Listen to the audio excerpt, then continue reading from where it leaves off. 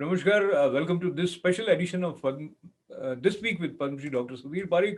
And without further delay, let me have the pleasure of welcoming one and only who is not just passionate about India, about America, but also about the Indo-US relationship. And in the light of Republic Day, as we look towards India, Dr. Sir, what comes to your mind? Namaskar, and we would like to wish happy Republican Day to everyone. And Republican Day, it's really it's a great milestone in my life and each and every Indian's life. And today we are celebrating 72nd Republic Day. That shows that our country is 72 years independent, 72 years old, independent, self-sufficient, and self-proud. So, talking about self-sufficiency and the sweetness with comes with a sense of self-assuredness as an individual as well as a nation. Um, and I always find these festivals have some way of connecting with our memory. And if I may request you to walk with us towards your early days in school and any special memory of Republic Day celebration with probably sweet distributions in Gujarat. Well, every Republic Day we used to have sweet distribution to celebrate Republic Day. We used to have a lot of flagging. Dhwaj Vandan, what we call it. Also, we used to have even small parades in different towns and different streets. And always we were looking forward to hear the President of India's speech during our high school and college years. And of course, the Republic Day is most kind of memorable for me personally, because in 2010, on Republic Day, Government of India bestowed me a highest civilian award called Padma Shri, Padma Award. And really, that Padma Award I received, it was announced on 26th of January, and I received in some March 2011. And that time, it was done in, or it was that celebration was in Rashtrapati Bhavan. And Rashtrapati Bhavan, as you know, it's a epitome of the democracy in India. And Rashtrapati Bhavan is such a beautiful bhavan where you have full of histories, full of arts, full of memories of the British Raj as well as independence India. And in the Rashtrapati Bhavan, this ceremony was held in Asoka Hall, which is again very ornate, gilded with the gold in the walls, lot of huge chandeliers, and lot of history. And in this hall, where Mountbatten gave the independence to Pandit Jawaharlal Nehru on behalf of British Raj, and Nehru accepted this independence on behalf of people of India in 1946. So uh, uh, at the same spot, exactly same spot, I was honored, I was humbled to receive one of the highest civilian award, uh, that is Padma Award, from the then our president, Srimati Pratima Patil's hand. And it was really priceless and kind of difficult to describe in the words, but you have to feel it, you have to experience it. And I was top of my world, and so satisfied and so honored and so, and I felt that this is I achieved a lot since I came from the very, very middle class family with the very hard work and challenges, uh, and so it was ultimate prize for me. I I really appreciate you being generous in sharing your feelings and sort of recreating that moment for us. And that was my request. And I'm happy that you obliged by sharing those special moments with our viewers. And Padma, Dr. Saab, is related to lotus, which is also known for not getting touched by mud, even if it is in the mud. So that kind of detachment is a part of Indian culture, as well as when you receive an award like Padma Shri, it also puts additional responsibility on your shoulders, and it makes you aware that what you have been doing, contributing to the society, you get more inspiration, and you are inclined to do more of that. So, from that point of view, Padma Shri, how it translated into your vision of serving more. Well, I mean, you are absolutely right. By getting this kind of honor and recognition by government of India, highest highest body of the in our motherland India, uh, that makes you feel more responsible. That feels you makes think more for the India. And I'm the India advocate for last almost over 45 years. I'm the one who was driving force for formation of the India caucus in 90s, early 90s. I was one with my friends, other uh, friends in USA. I was driving force to formation of the Friends of India in US Senate. I'm the one who was very much involved in the uh, disaster crisis of tsunami, Latur earthquake in Maharashtra, Gujarat earthquake in Gujarat, and also I'm the one who was involved in uh, one of the core committee member uh, involved in the U.S.-India nuclear deal, which was very challenging, and we made it happen. And uh, since I got this recognition, now I have to double my effort to work for U.S.-India relation, get more FD, foreign direct fund to the India investment, try to help the Indian healthcare industry, and that's why I'm now as secretary of the Global Physician of Indian origin. We have 1.2 million Indian doctors outside India, which we represent, and we do so many good healthcare projects and initiatives in India with the help of the doctors, colleague throughout the world. So I think this kind of award and recognition makes you work doubly hard and makes you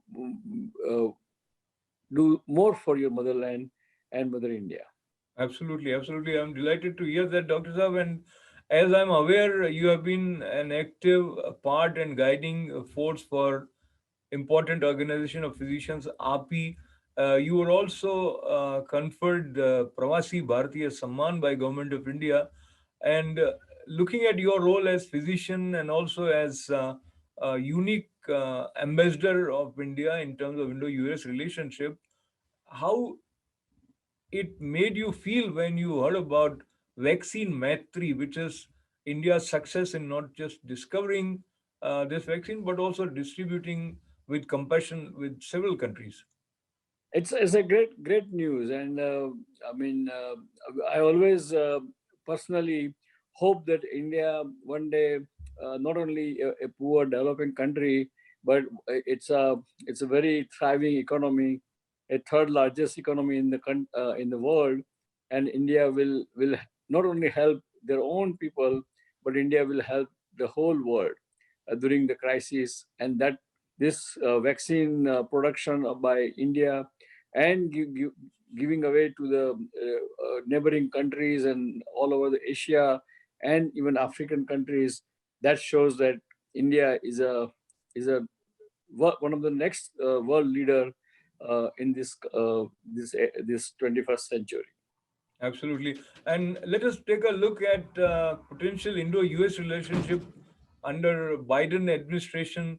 Do you think there's going to be some shift in America's approach towards India? How do you see moving forward Indo-US relationship with the new administration at White House? I think overall U.S.-India relation will remain same as what it was before, because both country need each other. U.S. needs India, India needs USA, and so for foreign direct investment from the USA to India will be much more in during Biden administration. Biden administration, just like what Trump administration helped India in the defense strategic exercise, and help against the Chinese aggression and so forth. I'm sure Biden administration will continue the same thing. And third, Biden administration definitely will help in the healthcare industries, uh, with the high technology, robotic surgery, robotic instrumentation, artificial intelligence to the Indian healthcare. So I think overall it will be the same as it was in the past, or it may be more, because Biden administration has a lot of our Indian Americans, those who are in the kind of decision making position, and that can be very helpful to India. So what I appreciate about you, especially, is your optimism, hope, as well as positive thinking, and keeping that in mind, the light of seeing good and making things move towards a better direction. Unfortunately, there are events which makes us cringe within, and we hope that these are not repeated. So what we witnessed on 6th January here in America at Capitol Hill, something parallel to that has taken place in India on 26th January at Red Fort. The violent outburst of the tractor rally related to Kisan agitation and the aftermaths. How do you see these developments? It's very unfortunate development. It's very unfortunate development and very, very condemnable. It means I strongly condemn, and everyone else should strongly condemn that kind of violence, that kind of taking over Red Fort, which is our iconic symbol of the India 17th century fort. And that is really disgusting and shamefulness. And I think we all should educate and work towards a thing which to Indian population, so no one should do this thing in the future, and those who did it should be bring to the some kind of justice and punishment. So no other people can dare to do this kind of undemocratic, shameful, disgusting behavior while they are protesting.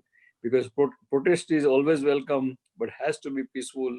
No violence or no other destruction is tolerated or allowed. It is not allowed, but it is likely to happen, was the apprehension expressed by many people.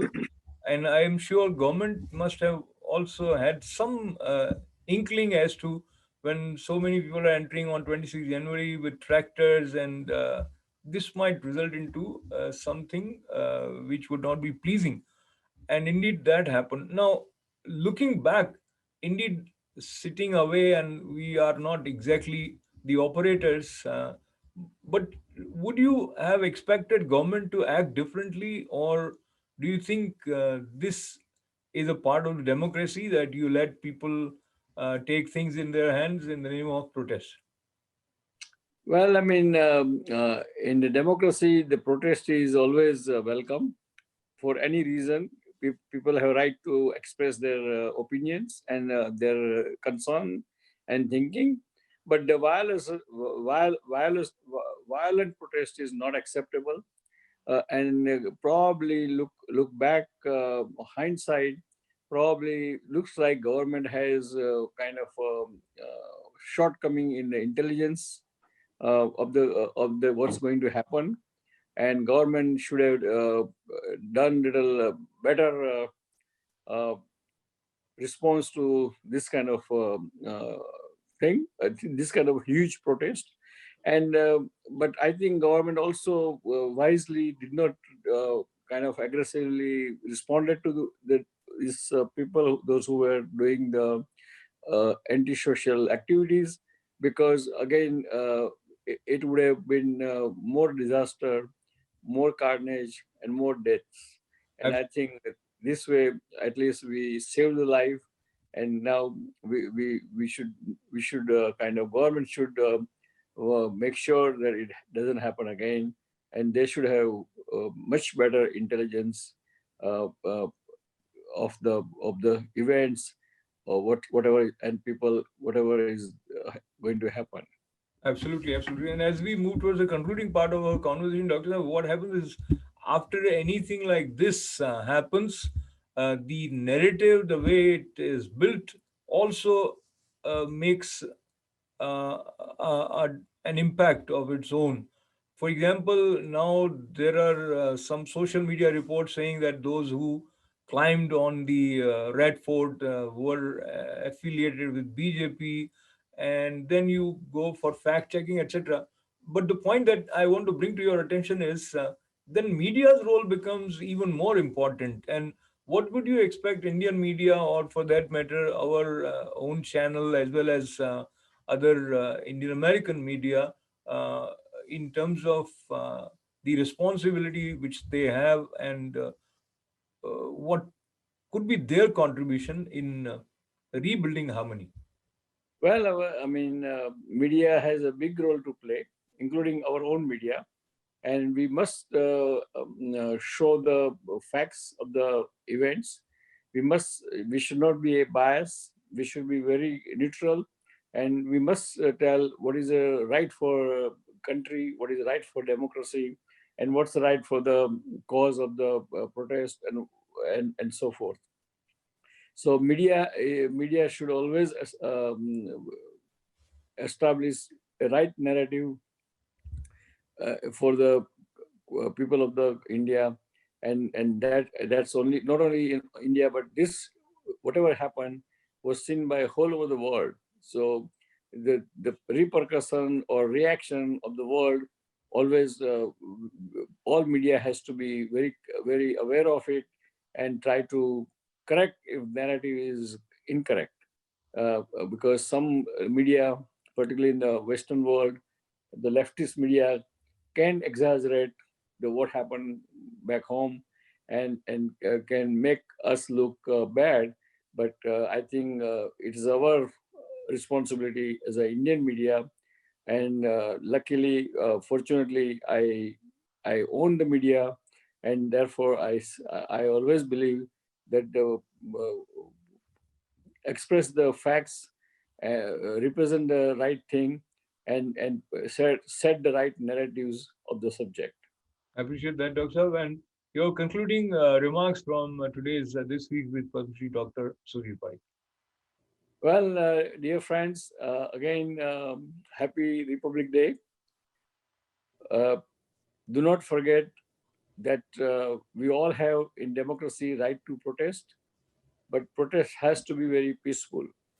Violence, antisocial activity has no role or no place in the democracy. Also, do not forget, still we are in the thick of the pandemic. Be careful. Try to get vaccination whenever you get chance. Do not delay it, and follow the guideline of CDC to prevent the spread of the infection. This is a this is a real important thing in 2021. So we all can make the later part of the 21 as a normal, regular life. So be safe, and be home, stay home as much as you can, and be part of the fighting this pandemic. So God bless America, God bless India, God bless Indian American community, and goodbye. We'll see you next week. Till then, bye bye and thank you.